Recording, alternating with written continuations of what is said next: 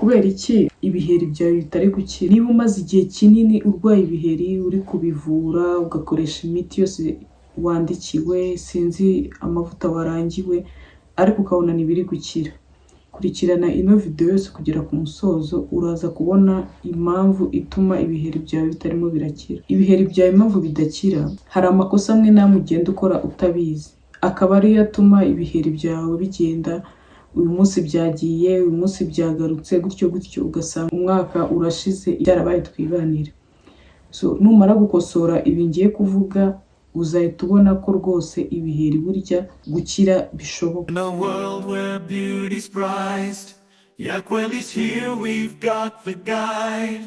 For skin so radiant, pure and bright, we'll be your partner day and night.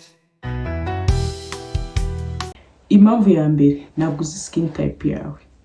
Uraho uri gukoresha amavuta yose bakurangiye, sinzi ibiki n'ibiki, ariko ntabwo uzi skin type yawe. Ntabwo uzi niba ufite oil skin, ntabwo uzi ngo iyo oil skin bayitreatinga gute, ntabwo uzi ngo bigenda gute. Ndagushiramo video uzarebe skin type yawe n'uburyo ki wayitreatinga. Ikindi cya kabiri gituma uhorana ibiheri ni isabune. Sinzi urakoresha ama bar soap, sinzi urakoresha iki. Ubundi niba ufite acne prone skin, uruhu ruhora rurwara ibiheri, rwose yakire. Reka mubwize ukuri, isabune ya gifura, isabune ya bar soap, ibiki nta kintu bizagukorera. Wowe icyo usabwa ni ugukoresha ama cleanser, ano masabune aba ameze nk'aho asukika, niyo masabune yagukorera. Abenshi rero bakunda gukoresha bar soap kubera ko arizo zihendutse, ariko ikintu nakubwira cyo nuko cleanser niyo yawe. Kandi cyiza cya cleanser imwe ushobora kuyikoresha umwaka wose ukarinda urangira ukiri kuyikoresha, iraramba cyane. Urumva niba witanzeho 25 byawe umwaka wose, urumva warayagaruje. Rero imukira ku ma cleanser, nawe ubundi ibiheri ntago ari ama pH agize ziriya sabune zisanzwe, nta kintu azagufasha. Ikindi ukoresha ama active menshi, sinzi salicylic, sinzi benzoyl peroxide, sinzi iki. Ni ukuvuga ngo wowe urimo urakoresha actives nyinshi, ariko ntabwo uzi ayibanze ukwiye kuba ufite. Urakoresha retinol, ziriya abaganga baba bakwandikiye, ugakoresha vitamin C. Uretse ko vitamin C niba ufite acne prone skin, ibyiza wawiretse, kuko akenshi ntabwo igikora n'abantu bagifite ibiheri. Vitamin C uyikoresha iyo ibiheri byawe byakize, ni nabwo ya myanda ishobora kugutera ibiheri. Ikintu bita vitamin C cyo bukiyoreye, ntabwo vitamin C irinda ibiheri. Ikindi irinde ziriya snail mucin, za snail ntabwo zikorana n'abantu bafite acne prone, nazo zihorere. Niba ushaka gukoresha active muri routine yawe, koresha imwe imwe, ubanza urebe ukuntu igukorera, nubona itari kugukorera ubuyiretse. Ikindi kintu kigutera ibiheri ni dehydrated skin, uruhu rutajya ruhabwa amazi. Ntabwo uri gukoresha moisturizer yawe barakubwiye ngo uyikoreshe moisturizer kandi ufite oil skin type ngo bituma uzana ibiheri. Hoya, ahubwo iyo utari kuyikoresha nibwo uruhu rukora amavuta menshi, bigatuma pores zawe ziba clogged, bikanatuma ibiheri nabyo biboneraho kororoka.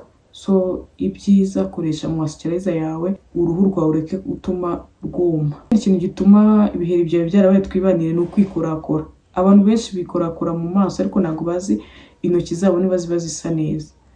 Irinde kwikora mu maso, uzabona ingaruka nziza nureka ibintu byo kwikora mu maso, kuko ya mabacteri wakuye ahantu hatandukanye ari mu mpamvu zituma ibiheri byawe biza. So mu zindi mpamvu zituma urwara ibiheri ni ukumena ibiheri. Muri uko kwikorakora, abenshi muba muri gushaka ahantu hari igiheri ngo mukimene, kandi uko ibiheri bimena ni nako y'amazi yabyo agenda kwirakwira n'ahandi ibiheri bitari biri, ugasanga uzanye ibindi biheri utakagombye kubuzana. Hormone nazo zishobora kuba mu mpamvu zituma ibiheri byawe bidakira, ukaba utari wamenya kuzimanaginga. Ikintu bizagusaba ni ukubanza ukavura za hormone.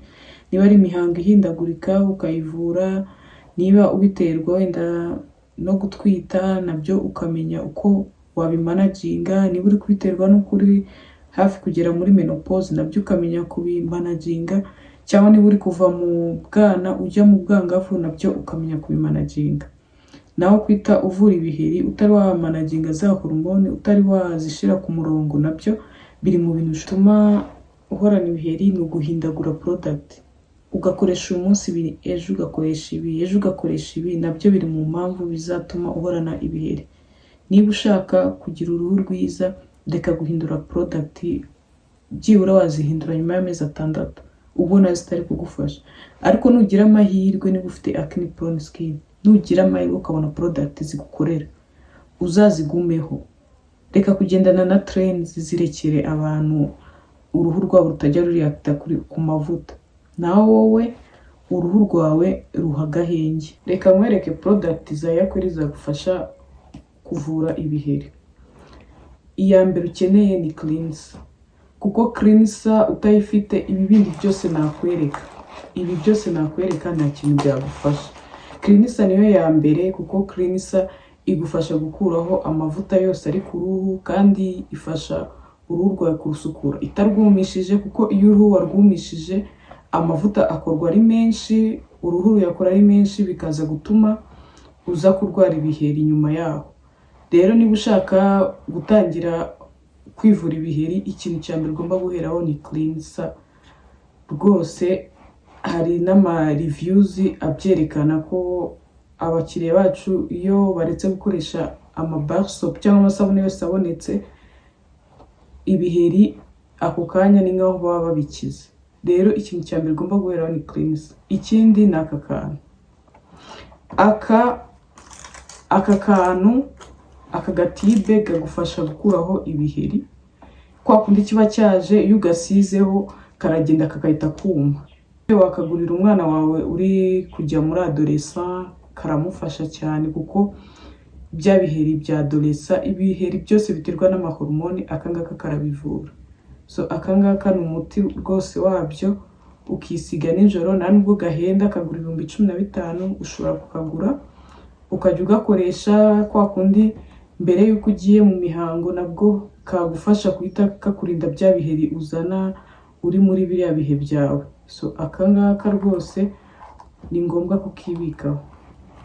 Ikindi ukeneye ni iyi face wow, iyi yo rwose ni umuti, ni antioxidant, irimo glutathione. Noneho ku bantu b'inzobe, aka kantu kaguhindurira ubuzima, kabigukuriraho kandi kakaguha inzobe yawe nziza, yayindi nziza yaka rwose. Aka ga face wow niko nakurikomandinga kurenza ibibindi byose rwose.